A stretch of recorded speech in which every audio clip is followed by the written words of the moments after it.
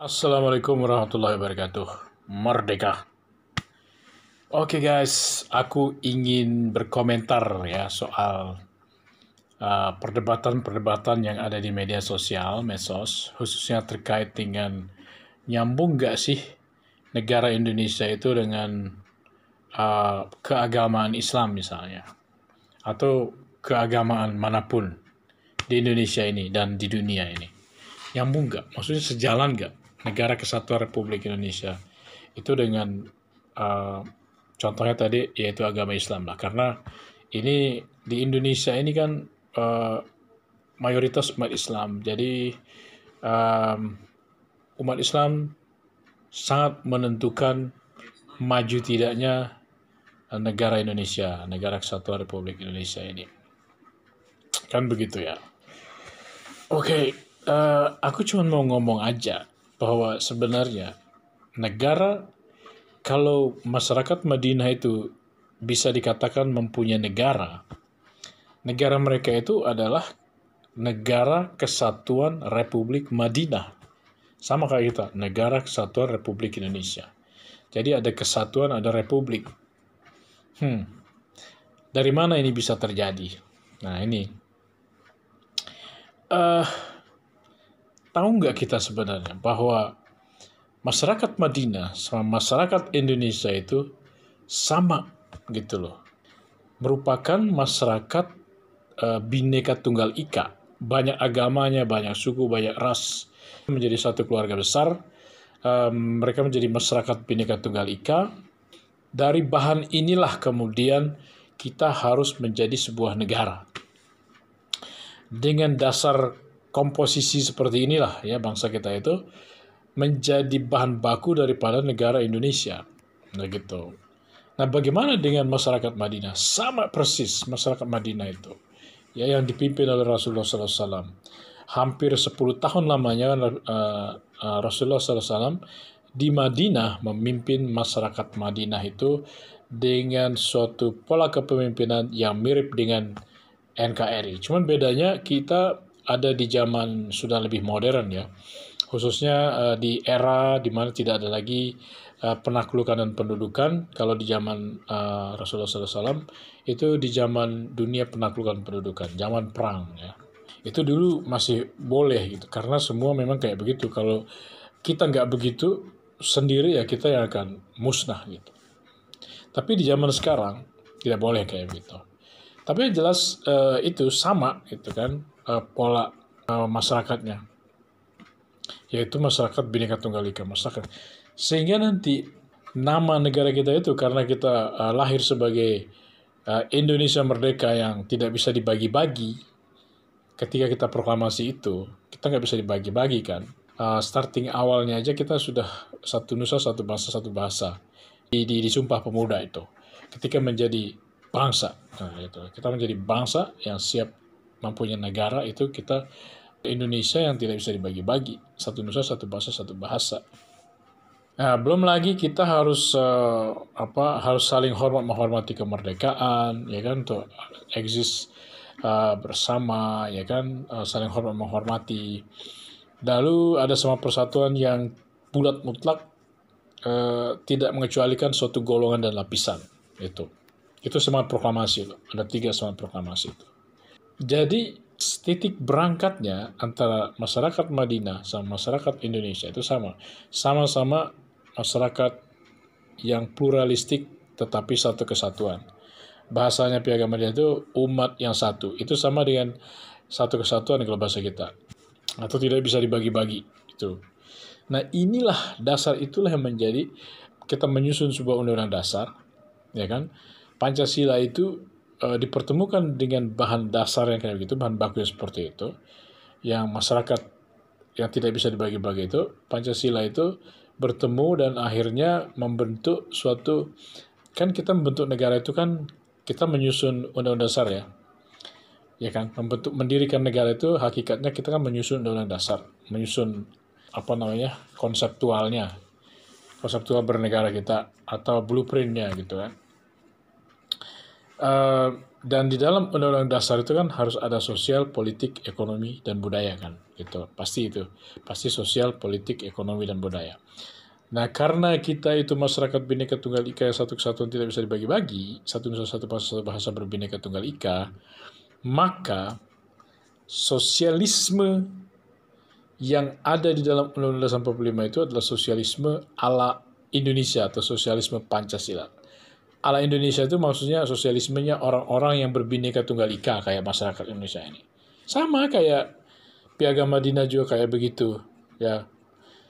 Otomatis kalau dia sosialismenya di Piagam Madinah itu ya begitu juga, otomatis kan nggak mungkin dirubah lagi gitu. Jadi didominasi oleh salah satu golongan atau menjadi negaranya seseorang tertentu seperti menjadi raja gitu, enggak. Makanya Rasulullah itu dia memimpin sebagai, ya kan, bukan sebagai raja tapi sebagai rakyat, sebagai hamba, ya. Di sebuah hadis mengatakan, aku memimpin sebagai hamba sekaligus Rasul. Sebagai hamba artinya bukan sebagai raja. Ya, bukan sebagai raja sekaligus Nabi, tapi hamba sekaligus Rasul. Itu ada hadisnya, hadis Abu Hurairah radhiyallahu anhu. Nah, gitu kan. Jadi, itu demokrasi sebenarnya, kerakyatan, ya kan. Bukan kerajaan, itu kerakyatan. Kerakyatan itu bukan kerajaan, ya kan? Kerakyatan itu demokrasi, gitu. Cuma memang tidak dikatakan di situ berkedaulatan rakyat, ya. Berkedaulatan rakyatnya tidak disebutkan, tetapi posisi Rasul itu berbeda dengan Nabi kan. Kalau Nabi, dia itu memimpin untuk dirinya kayak raja. Dia menjadi pewaris, ya, pemilik. Ya, bahkan orang-orang itu pun dimiliki oleh si raja itu. Begitu juga Nabi terhadap rakyatnya, kan begitu. Kalau Nabi menjadi pemimpin, dia menjadi raja. Begitu. Nabi Muhammad, ya, waktu di Mekah, iya dia menjadi Nabi. Tapi ketika di Madinah, beliau menjadi Rasul. Pemimpin yang menjadi penyambung lidah rakyat. Pemimpin yang pembela rakyat. Pemimpin yang kepemimpinan itu semata-mata untuk rakyat. Nah, gitu. Ya, kalau bahasa Bung Karno ya gitu tadi, penyambung lidah rakyat. Penyambung lidah rakyat gitu kan. Memang Rasul itu dia membela rakyat. Itulah demokrasi terpimpin kalau bahasa kita. Otomatis Nabi Muhammad juga demokrasi juga itu namanya. Mungkin ada di antara kita yang protes gitu kan. Masa agama Islam mengajarkan demokrasi? Itu justru agama Islam mengajarkan demokrasi. Bahkan dari zamannya Yesus dan zamannya Nabi Isa, itu kepemimpinan itu sudah diajarkan oleh Nabi Isa itu demokratis. Apa buktinya? Nabi Isa mencuci kaki murid-murid dalam pakaian seorang hamba. Nabi Muhammad bilang, aku memimpin sebagai hamba sekaligus Rasul. Bukan sebagai raja sekaligus Nabi, tapi hamba sekaligus Rasul. Yesus mencuci kaki murid-murid dalam pakaian seorang hamba, mencuci kaki. Ya, kalau sebelumnya itu kan guru yang dicuci kakinya, terus si guru ini nginjek kepalanya murid itu. Tapi oleh Nabi Isa, Yesus, dia mencuci kaki murid-muridnya dengan mengganti pakaiannya, pakaian seorang hamba. Itulah cikal bakal daripada demokrasi yang terpimpin, ya kan? Di dalam agama Abrahamic religion khususnya. Gitu, jangan heran kita sama demokrasi. Kepemimpinan tunggalistik, kayak raja segala macam, itu kan bukan ajaran Nabi Muhammad. Nabi Muhammad sendiri kan menolak kerajaan. Ya kan? Nabi Muhammad menolak kerajaan. Nabi Muhammad menolak pola nabi-nabi Israel yang menjadi raja, gitu kan, kalau dia memimpin. Ya kan? Mungkin karena eranya Nabi Daud, beliau menjadi raja dan melakukan suatu kesalahan, mungkin karena kekuasaan terlalu besar gitu kan, sehingga beliau kena murka Tuhan, melakukan kesalahan. Itulah di dalam agama Islam pun kerakyatan. Contoh lagi, di dalam saya lupa ingat di Al-Quran apa di dalam Al-Quran atau di hadis itu, bahwa Allah itu memandang Nabi Ibrahim itu sahabatnya. Allah ini memandang Nabi Ibrahim sahabat, memanggil Nabi Ibrahim sebagai sahabat, itu kan demokrasi. Nabi Ibrahim ketika membangun Ka'bah, dan Ka'bah sendiri itu bukan kayak piramid, tapi dia, kalau piramid itu kan kayak kerajaan gitu ya, pengkastaan, pemisahan manusia, eksploitasi, feodalisme dan lain-lain kan gitu. Kalau Nabi Ibrahim, Ka'bah kubus itu tidak sama dengan piramid, ya. Di situ persamaan dan kesetaraan yang berlaku di situ. Makanya batu utamanya, yaitu dalam hal ini Hajar Aswad, dia itu bukan di atas seperti kayak piramid, tapi dia berada di berada di bawah garis lantai atau di pondasi bangunan.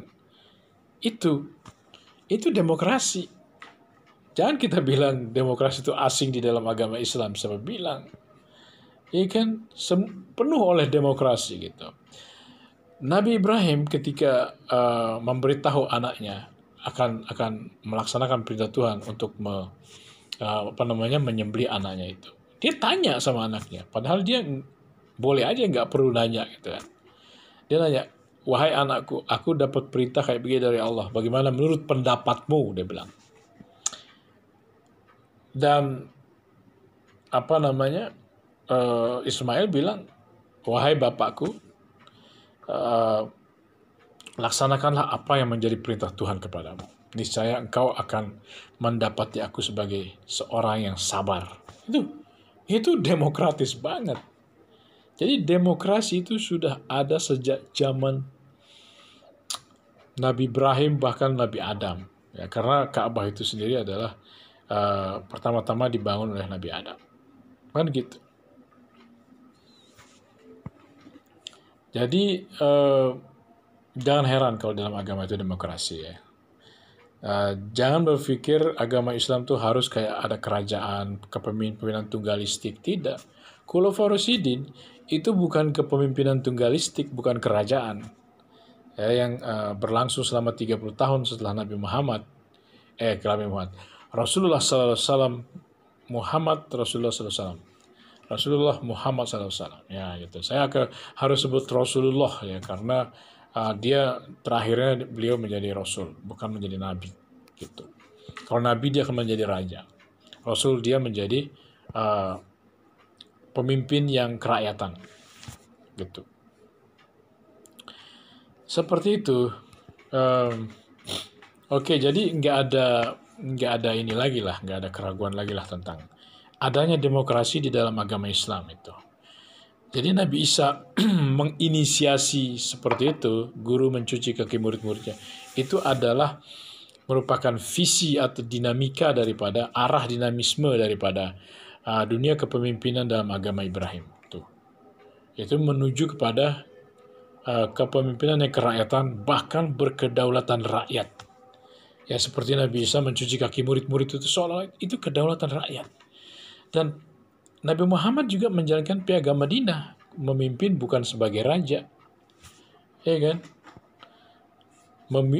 Menjunjung tinggi permusyawaratan, memanggil meminta wakil-wakil dari tiap suku untuk melakukan musyawarah mufakat untuk urusan bersama, gitu kan? Itu Nabi Muhammad loh.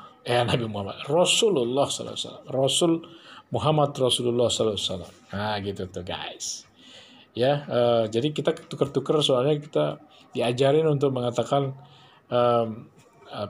Nabi Muhammad itu terakhir Muhammad itu terakhirnya Nabi. Padahal terakhirnya dia Rasul.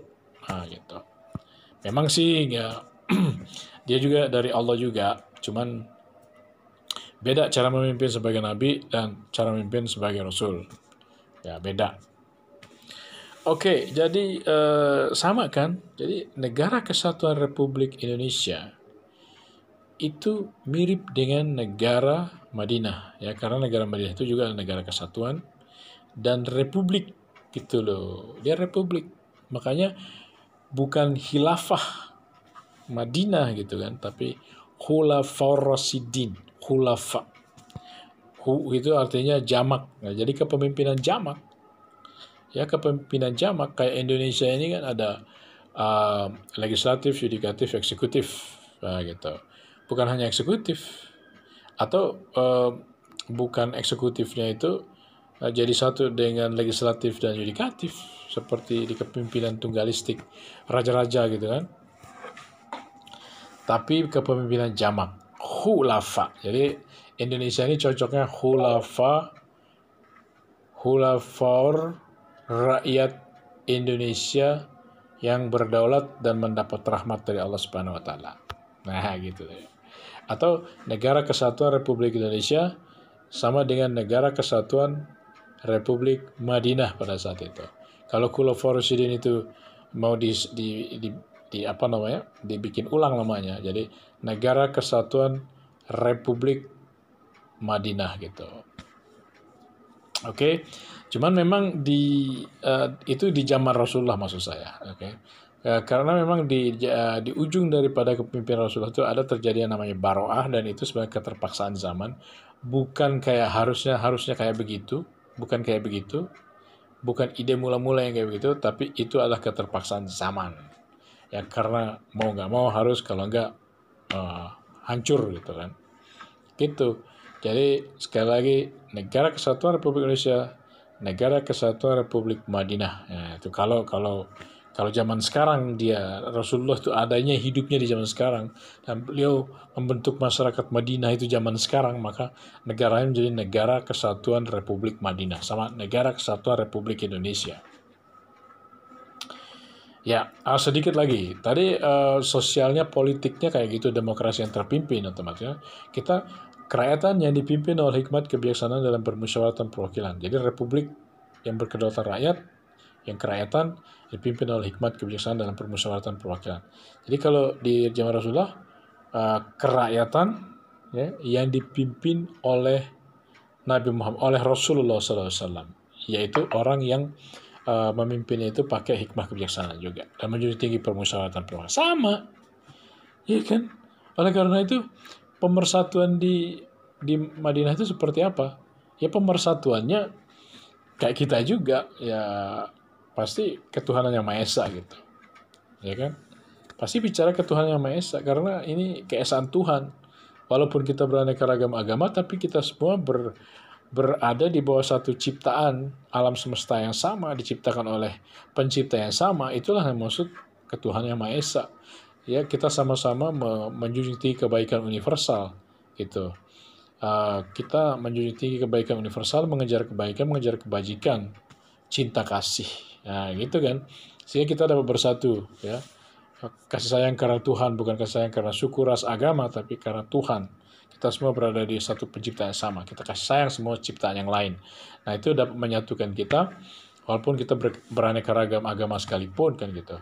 Kemudian kemanusiaan yang adil dan beradab, ya pasti di masyarakat Madinah juga ada semangat itu, ya semangat keesaan Tuhan tadi, semangat kemanusiaan yang adil dan beradab, harus adil dan beradab, ya baru bisa kita bersatu dengan kelompok-kelompok lain, golongan-golongan lain, baru semua bisa dapat bersatu kan, begitu guys.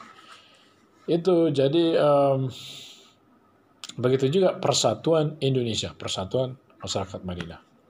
Ya, kita bersatu karena kita sama-sama orang Indonesia. Begitu juga mereka bersatu karena sama-sama orang Madinah. Begitu. Kerakyatan dipimpin oleh hikmat kebijaksanaan dalam permusyawaratan perwakilan. Nah itu pasti kan gitu juga kan. Kan kerakyatan, republik kerakyatan. Kita menjadi waktu kita diproklamasi, kita lahir sebagai Republik Indonesia sebagai satu kesatuan. Ya kan? Jadi Republik Indonesia ini adalah cikal bakal daripada kepemimpinan yang mengambil alih kepemimpinan si kolonial, gitu kan. Tadi yang memimpin di situ kolonial, yang kemudian dipimpin oleh rakyat Indonesia dari Sabang sampai satu kesatuan, dari Sabang sampai Merauke sebagai satu kesatuan, sebagai pemimpin, sebagai penguasa, ya kan, sebagai daulat, gitu. Maka Republik, gitu kan. Jadi Republik berkedaulatan rakyat itu di situ. Makanya kerakyatan yang dipimpin oleh hikmat kebijaksanaan dalam permusyawaratan perwakilan, keadilan sosial bagi seluruh, otomatis juga begitu di Madinah, otomatis ya.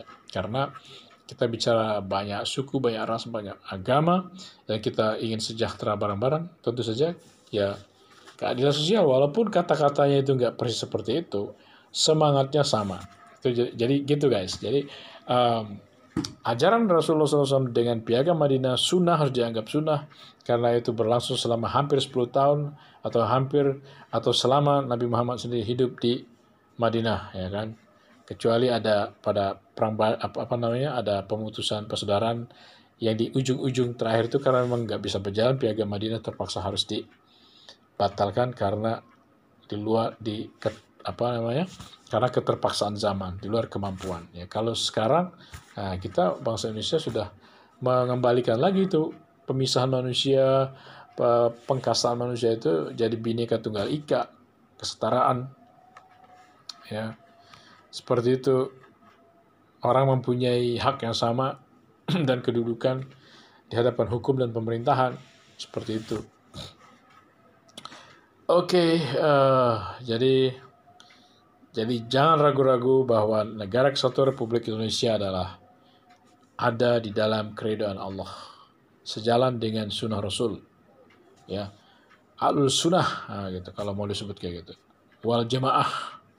Dan karena di dalam Negara Kesatuan Republik Indonesia itu ada ajaran tentang jamaah di situ, ada ajaran tentang organisasi masyarakat yang benar, yang diridhoi sama Allah. Terima kasih. Assalamualaikum warahmatullahi wabarakatuh. Merdeka.